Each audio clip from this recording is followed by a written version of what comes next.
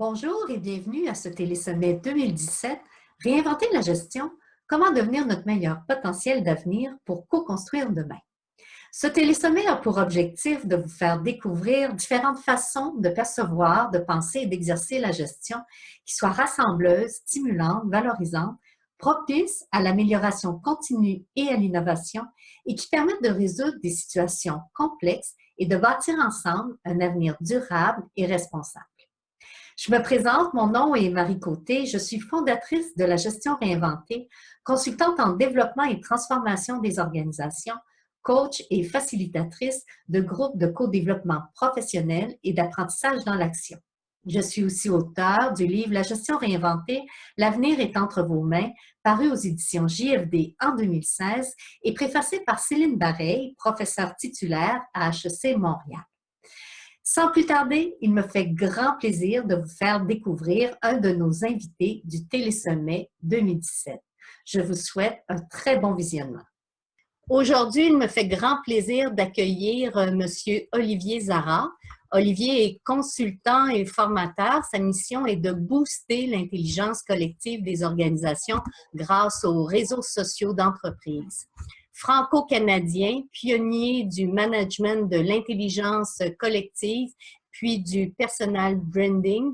Il est un explorateur des domaines qui contribuent à la performance et à l'innovation dans les entreprises. 15 ans de recherche et développement au service des dirigeants et managers lui ont permis de concevoir et proposer les outils, technologies et méthodes pour connecter les intelligences, les savoirs et les talents. Il est cofondateur de 360, une société qui propose des solutions innovantes fondées sur les principes du crowdsourcing. Auteur et blogueur, Olivier a publié 7 livres, dont La stratégie du thé et le management paradoxal, sujet de notre entretien d'aujourd'hui. Dans le cadre de cette entrevue d'une durée de 20 à 30 minutes, Olivier nous décrira ce qu'est l'intelligence collective et son apport à la gestion des entreprises. Il nous parlera aussi du management paradoxal, en quoi cela impacte les fondements de la légitimité managériale. Il nous expliquera aussi ce qu'est la stratégie du thé. Bonjour Olivier. Bonjour Marie. Comment ça va? Ça va bien, très heureux d'être avec toi aujourd'hui. Oui, moi aussi, ça me fait plaisir de t'accueillir à ce Télésommet 2017. Olivier, avant de commencer l'entrevue, est-ce que tu voudrais nous résumer ton parcours professionnel? Alors, mon parcours professionnel ou ce que je fais en ce moment? Ben, aimes-tu mieux nous dire ce que tu fais en ce moment? Ouais, je préfère, mais disons que j'ai commencé ma carrière comme directeur administratif et financier, que j'ai eu une période aussi où j'étais consultant en management. Et puis aujourd'hui, et depuis 15 ans, je travaille dans le conseil, la formation en management, avec une spécialisation sur l'intelligence collective. Donc ça, c'est une partie de l'activité. Et une autre partie, tu l'as dit dans ma petite biographie, qui consiste à développer des technologies. Et en particulier, avec la société 360 dont je suis cofondateur, on essaye de créer une petite révolution dans les systèmes de 360 degrés qui sont aujourd'hui fondés sur des évaluations anonymes avec des référentiels de compétences. Et nous, on essaie de travailler sur ce qu'on appelle la psychologie positive et essayer de faire que ces 360 mettent en valeur des talents et soient faits par avec pas d'anonymat, du positif et créer des nuages de tags qui permettent de mettre en avant les talents des collaborateurs. Très intéressant. Dis-moi, dans un premier temps, est-ce que tu peux nous expliquer qu'est-ce que l'intelligence collective? Tout à fait. Alors, l'intelligence collective, beaucoup de personnes se disent ça a rapport au quotient intellectuel et donc pour qu'il y ait de l'intelligence collective, il faut avoir des gens intelligents autour de la table. Et ça, c'est un préjugé. C'est un préjugé parce que l'idée, c'est plutôt de se dire que toute personne dans une organisation a ce qu'on appelle une intelligence de la situation. Elle a une connaissance du terrain, elle a une connaissance du contexte, elle a des savoirs. Et donc, quand on parle d'intelligence collective, on parle de mettre en synergie des personnes autour d'une table, mettre en synergie leurs intelligences de la situation. Donc, toute personne, qu'elle soit le patron de l'entreprise ou l'ouvrier ou l'employé a une intelligence de la situation et on va déterminer qui on met autour de la table en termes d'intelligence collective par rapport au sujet. Voilà, c'est ça l'intelligence collective. OK. Et c'est quoi les apports de l'intelligence collective pour l'entreprise?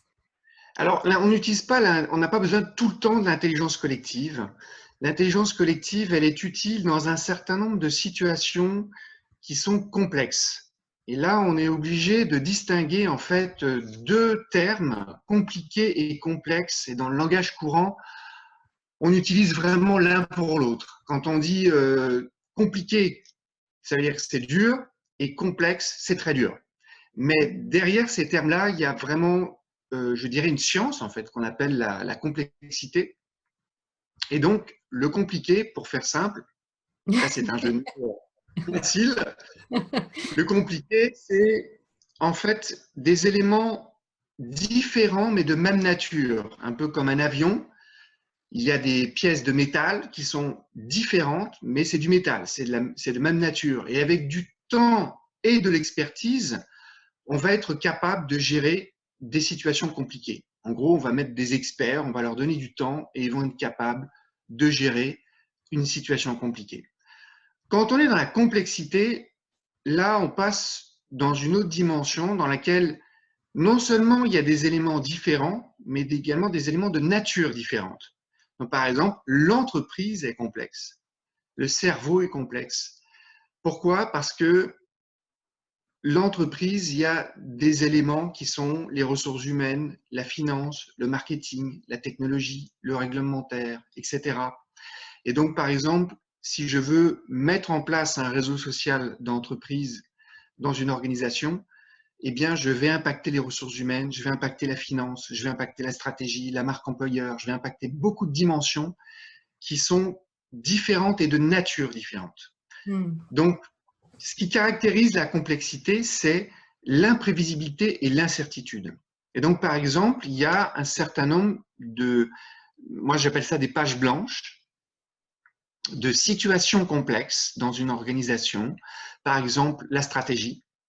Quand on décide d'une stratégie, on n'est pas sûr à 100% que c'est la bonne stratégie. On va savoir 6 mois ou 12 mois plus tard que c'était la bonne stratégie. La gouvernance, par exemple, quand on décide de se réorganiser, on est persuadé au moment où on se réorganise qu'on a la meilleure organisation possible et qu'on va développer l'efficacité collective, mais c'est seulement dans 6 mois qu'on saura si on a réellement augmenté l'efficacité collective. Tout ce qui est innovation, gouvernance, développement de performance, on dit doubler son chiffre d'affaires ou être plus productif, la stratégie. Donc, ces sujets que je viens de citer, ce que j'appelle des pages blanches, sont en fait des sujets qui sont par essence complexes. Et la particularité de ces sujets, c'est qu'ils reviennent sans arrêt. Okay, on fait une stratégie, mais forcément, on va devoir refaire une stratégie dans un an. On s'organise maintenant, mais on va devoir se réorganiser. On innove maintenant, mais on devra toujours innover. On essaie de développer son chiffre d'affaires, on doit toujours développer son chiffre d'affaires. Et finalement, l'organisation est confrontée à des pages blanches qui reviennent d'une manière régulière parce que justement, elles sont complexes, c'est-à-dire multidimensionnelles. Et donc, dès qu'il y a une variable qui bouge, les ressources humaines, des gens qui rentrent, des gens qui partent, la réglementation qui change, la concurrence qui arrive, etc., eh bien, ça remet en cause les décisions qu'on a prises dans le passé. Et donc, il y a un certain nombre de sujets où on a besoin de l'intelligence collective. Donc, quel est l'apport de l'intelligence collective? Eh bien, l'apport de l'intelligence collective, c'est d'être capable de gérer cette complexité. Parce que finalement, chaque personne dans l'organisation, j'ai dit qu'elle avait une intelligence de la situation. On pourrait appeler ça une dimension, finalement. J'ai la dimension marketing, j'ai la dimension finance, j'ai la dimension juridique, mais j'ai rarement toutes les dimensions. Donc, une situation complexe est une situation multidimensionnelle et que je sois gestionnaire, décideur ou collaborateur, j'ai une perception toujours monodimensionnelle en fait. Je ne vois, on appelle ça, on pourrait dire un peu trivialement, voir le monde par le bout de la lorgnette. En fait, chaque personne dans l'organisation voit le monde à travers son expertise, son métier. Et donc, le directeur du marketing, lui, il voit une situation à travers l'angle du marketing. Or, une situation complexe, que ce soit de la stratégie, d'innovation ou ce que j'appelais les pages blanches, est forcément multidimensionnelle.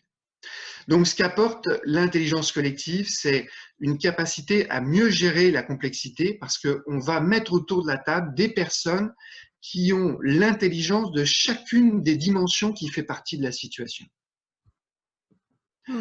Et une fois qu'on a dit ça, l'apport de l'intelligence collective, on peut quelque part dissocier la conception et l'exécution. C'est-à-dire que quand je parle de stratégie, de gouvernance, de développement de performance, on parle de grandes décisions. On parle de concevoir des décisions qui vont avoir un énorme impact ensuite dans l'organisation, dans l'exécution. Et la plupart des organisations aujourd'hui travaillent énormément sur ce que j'appelle l'intelligence de l'exécution.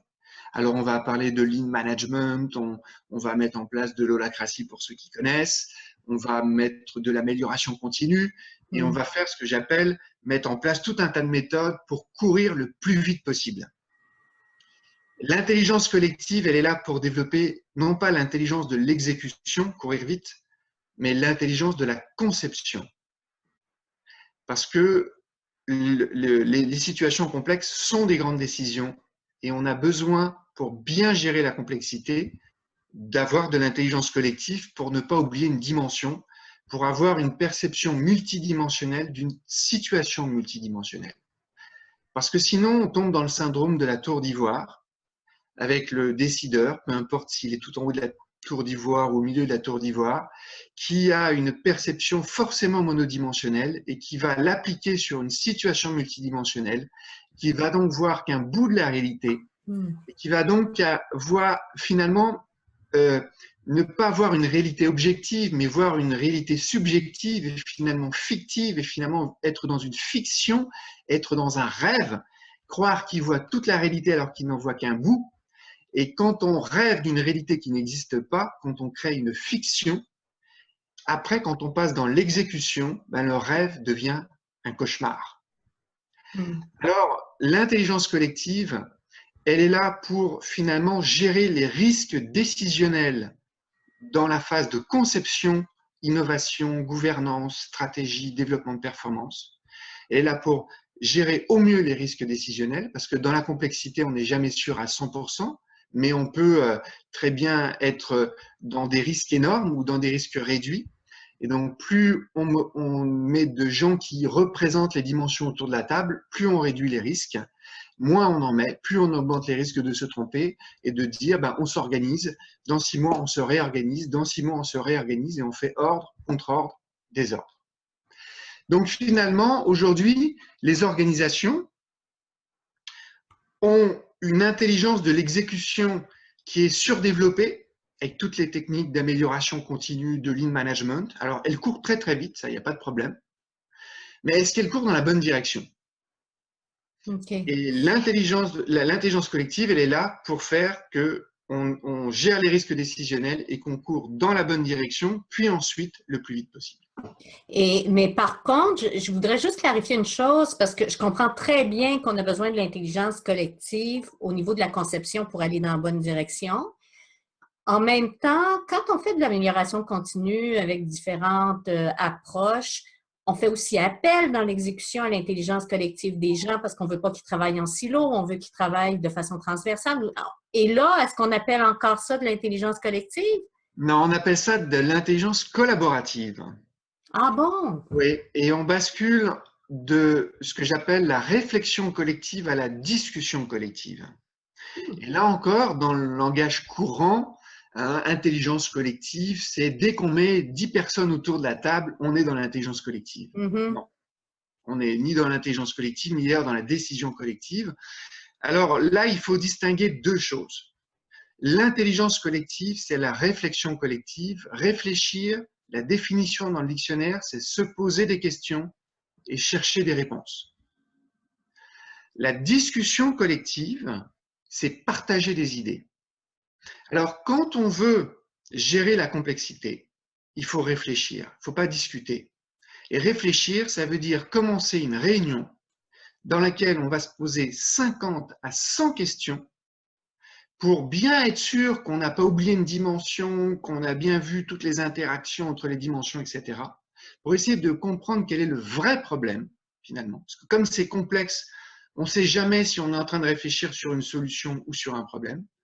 Donc la réflexion collective, elle permet de bien poser le problème. Einstein disait, un problème qui n'a pas de solution est un problème mal posé.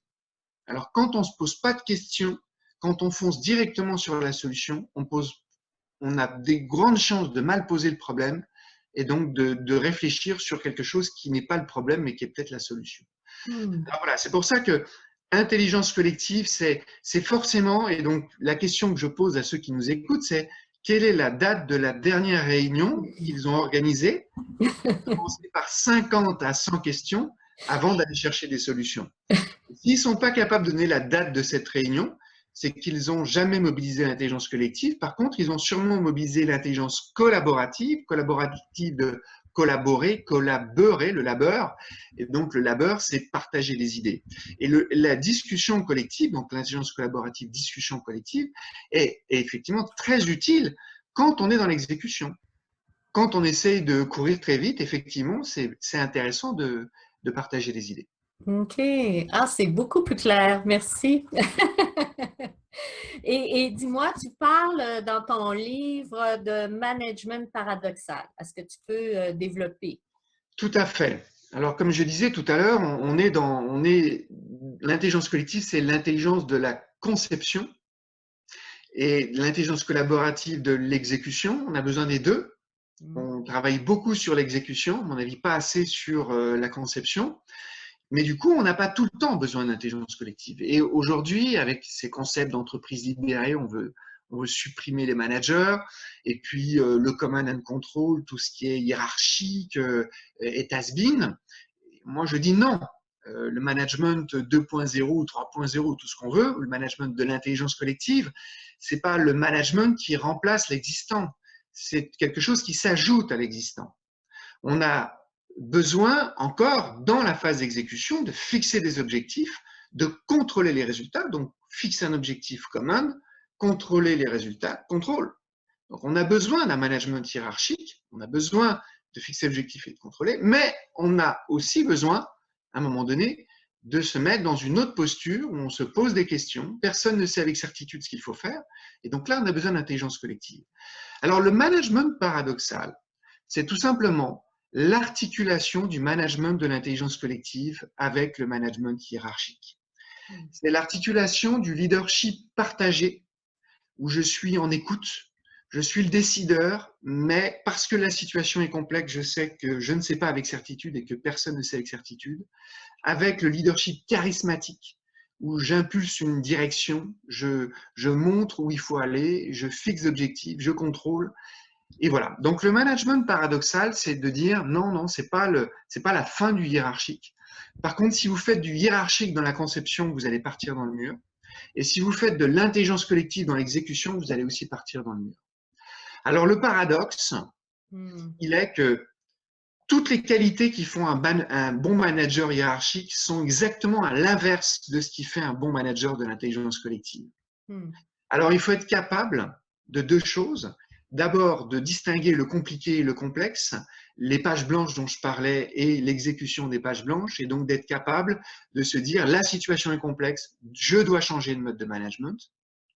Et la deuxième chose du management paradoxal, c'est de se dire oui, il faut parler quand on est dans le management hiérarchique, mais il faut écouter quand on est dans le management de l'intelligence collective. Et écouter, ce n'est pas se taire jusqu'à ce qu'on ait envie de parler, c'est se taire alors qu'on voudrait parler. Et par les formations que je fais, les facilitations, je peux te dire que beaucoup de managers découvrent ce qu'est l'écoute active pour la première fois. Et à la fin, ils disent, mon Dieu, j'ai compris ce que c'était que l'écoute active, c'est se taire alors qu'on voudrait parler. Et c'est très contre-naturel. Donc, ça demande un savoir-être et de l'entraînement et des méthodologies pour accompagner et aider, professionnaliser les gestionnaires dans ces techniques de management de l'intelligence collective. Fort intéressant. Et en quoi est-ce que le management paradoxal va impacter les fondements, et ça c'est ton expression, de la légitimité managériale? Alors, et ça, c'est vraiment quelque chose qui est le point le plus bloquant, en fait, parce que personne ne conteste, hein, bon, quand on connaît la définition, l'apport du fait de mettre plusieurs intelligences autour de la table. Mm-mm. Mais quand on dit à un manager, le command and control, c'est has-been, il faut libérer l'entreprise des gestionnaires, tous ces trucs-là, taylorien et machin, c'est l'ancien monde. Ils entendent ça, on leur parle de management participatif, qui est d'ailleurs en fait que de la discussion collective, mais ils se disent, si je commence à me mettre quelque part dans un leadership partagé, un peu à égalité avec mes collaborateurs, si je me mets à écouter au lieu de parler, quand on va être dans l'exécution, quand je vais fixer des objectifs, est-ce que je ne vais pas perdre ma légitimité? Comment je vais réussir à faire exécuter les décisions si finalement je co-construis les décisions avec mes collaborateurs? Si finalement mes collaborateurs, parce que finalement tout mon leadership repose sur mon savoir technique, sur mon charisme, sur le fait que j'en sais plus que mes collaborateurs. Et là, on me dit que, en fait, la situation complexe, personne ne sait avec certitude. Et Mm. donc, je dois expliquer à mes collaborateurs que je ne sais pas avec certitude ce qu'il faut faire. Et donc là, je vais perdre ma légitimité. Et si je perds ma légitimité dans la conception, je la perds dans l'exécution. Alors, l'apport du management paradoxal est de rassurer le gestionnaire et le manager pour nos amis de France. Français? Le mot gestionnaire en France désigne ceux qui ne managent personne. Mm. Donc, c'est de rassurer le manager et de lui permettre d'expliquer à ses collaborateurs, voilà, nous sommes dans une situation complexe parce que c'est multidimensionnel et que nous ne voyons chacun qu'une seule dimension, personne ne sait avec certitude ce qu'il faut faire. Donc, vous allez me voir en posture d'égalité par rapport à vous, en posture d'ouverture, d'écoute active, je vais me taire, je vais vous écouter. Par contre, donc, nous allons réfléchir ensemble, nous allons mobiliser l'intelligence collective. Par contre, je vais décider tout seul et vous allez exécuter parce que je suis seul responsable de la décision que je vais prendre, principe de subsidiarité. La décision se prend sur le fondement d'une responsabilité et non pas sur un processus de réflexion. Et donc, vous allez exécuter ensuite. Donc, voilà un peu l'apport du management paradoxal. C'est finalement faire sauter ce verrou qui est d'expliquer que quand je suis dans l'intelligence, dans la conception finalement, ma légitimité repose sur le fait que j'écoute, mais quand je suis dans l'exécution, ma légitimité repose comme avant sur le fait que j'ai une compétence technique, un savoir, du charisme, un statut, et que je vais garder en fait cette légitimité que j'ai déjà, et je vais y ajouter une autre légitimité, et je vais expliquer à mes collaborateurs pourquoi je change de posture et finalement je fonde ma légitimité autrement en fonction de la situation. Et est-ce que je comprends bien que dans l'entreprise qu'on dit libérée, en fait, c'est que la décision appartient, c'est une co-responsabilité parce qu'on a évacué le rôle du manager? L'entreprise libérée, hein, libérée, c'est sous-entendu libérée d'avoir, on appelle ça le leadership libérateur, sous-entendu libérateur du chef en fait, qui est non pas dans le pouvoir, mais dans l'abus de pouvoir, et donc finalement, on, on règle un problème qui existe uniquement parce qu'on n'a pas expliqué aux gestionnaires, aux managers, aux décideurs la différence entre compliqué et complexe. OK. On n'a pas expliqué qu'on devait fonder sa légitimité managériale sur deux. Et du coup, que font les managers? Du faux participatif.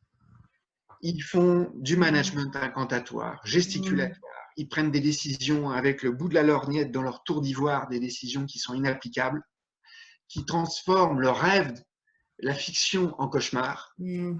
Et du coup, on se dit, bah, si c'est pour vivre ça, on n'a pas vraiment besoin des gestionnaires.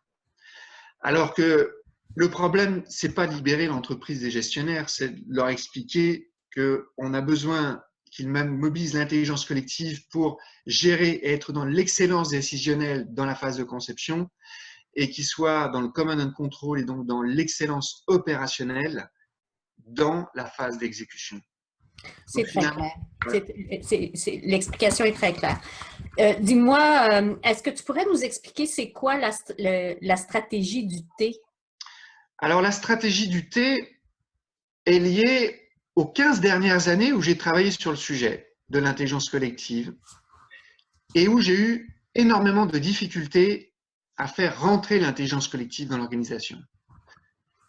Et donc, ce qu'il faut comprendre, c'est que quand on dit qu'il faut passer du leadership charismatique au leadership partagé, du leadership partagé au leadership charismatique en fonction des situations, et donc d'être capable de faire les deux, une fois qu'on a dit que les deux étaient complètement antinomiques, d'un côté, pour faire simple, je simplifie un peu parce qu'on n'a pas beaucoup de temps, mais d'un côté, je parle, de l'autre, j'écoute, finalement, ce management de l'intelligence collective est une innovation managériale, c'est une innovation sociale. On demande aux gens de faire l'inverse de ce qu'ils font aujourd'hui. Et en plus de ça, on leur demande de continuer à faire comme avant. Donc, on leur demande de continuer à faire comme avant et de faire autrement l'inverse de ce qu'ils font aussi. Donc là, on parle d'un changement de paradigme. Et ce changement de paradigme, aujourd'hui, il ne peut pas se faire avec les techniques classiques qu'on connaît aujourd'hui, qui consistent à prendre ce qu'on appelle des adoptants précoces, en français, pour ne pas heurter nos amis québécois, et les Français se jetteraient sur l'expression early adopter. On va prendre ces gens qui sont dans ce nouveau paradigme et on va les transformer en ambassadeurs. On va leur dire, vous allez aller dans l'organisation et vous allez expliquer à tous ceux qui font du command and control qui sont complètement nuls et que maintenant, il faut faire de l'intelligence collective, il faut libérer l'entreprise des managers, il faut que toutes les décisions soient prises sur le fondement du consensus. Donc, cette technique-là ne fonctionne pas.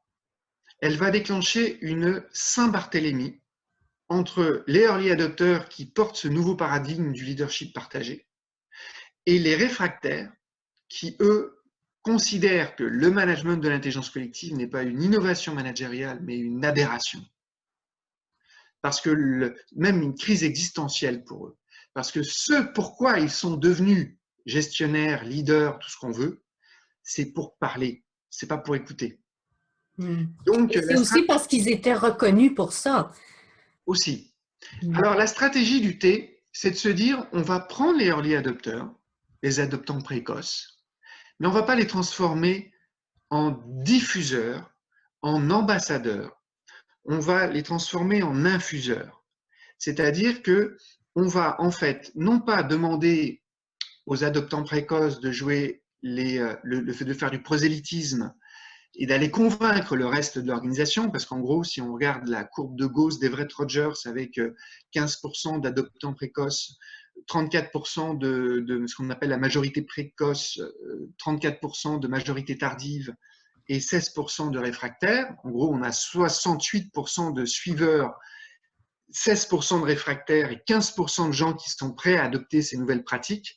Ces 15%-là, on va les mettre un peu comme dans un sachet de thé. On va les protéger, on va les former, on va les accompagner, les professionnaliser et on va leur dire, vous gérez de la complexité à votre niveau. Occupez-vous de votre complexité à votre niveau. Mettez en œuvre les techniques de management de l'intelligence collective comme par exemple organiser une réunion en se posant 50 à 100 questions avant de chercher des solutions. Et si vraiment vous gérez mieux vos risques décisionnels, que le rêve ne devient pas un cauchemar dans l'exécution et que les gens qui sont dans ce qu'on appelle la majorité précoce, les hésitants, voient que vous êtes plus efficace qu'eux, ils vont toquer à la porte des ressources humaines et ils vont dire pourquoi lui, il a été formé, pourquoi lui, il a été accompagné et pas moi.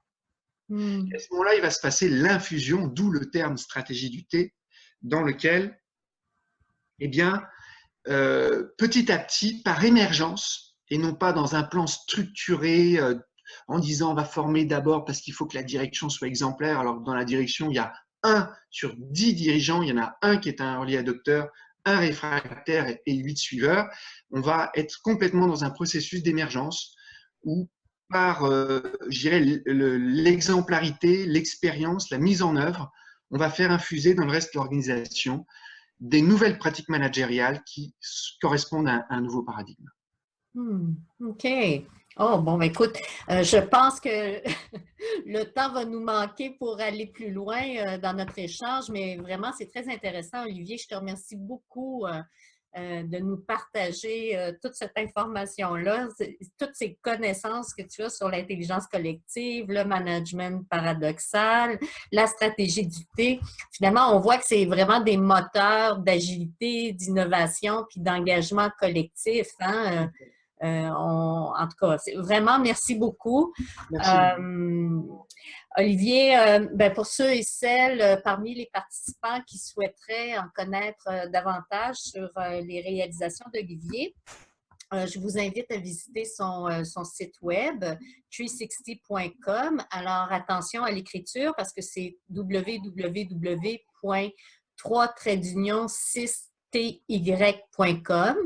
Sur l'invitation courriel que vous avez reçue aussi pour assister à l'entrevue, vous allez trouver un lien pour accéder gratuitement à son livre La stratégie du thé. Et puis, si j'ai bien compris, Olivier, c'est que tous tes livres sont gratuitement accessibles via cette plateforme-là en mode flipbook, c'est ça? C'est ça, en fait. J'ai voulu qu'il n'y ait pas de barrière à l'accès aux 7 livres que j'ai écrits. Enfin, en tout cas, il y en a 6 parce que le septième est publié par Erol et il n'est pas disponible gratuitement. Mais en tout cas, quand on va sur le site axiopol.com, le livre, tous mes livres sont disponibles gratuitement en mode flipbook. Par contre, il y a une version e-book qu'on peut acheter sur le site et il y a une version papier qui est disponible sur Amazon. Très bien. Alors, ben pour les gens qui nous écoutent, je vais vous mettre les liens sur l'invitation.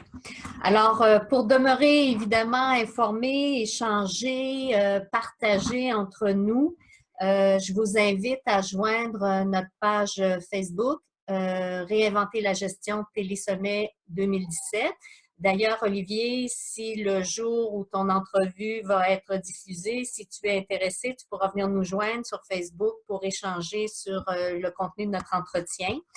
Avec plaisir. J'invite aussi tout le monde à prendre connaissance de vos courriels quotidiens. Vous allez être informés donc à chaque jour des entrevues à venir. Alors, merci encore, Olivier. Merci tout le monde pour votre intérêt porté à cette entrevue et au Télésommet 2017, Réinventer la gestion, comment devenir notre meilleur potentiel d'avenir pour co-construire demain. Alors, au plaisir de vous retrouver dans de futures entrevues. Marie Côté, fondatrice de la gestion réinventée et auteure. Merci Marie et bravo pour tout ce que tu fais. Merci Olivier, merci beaucoup.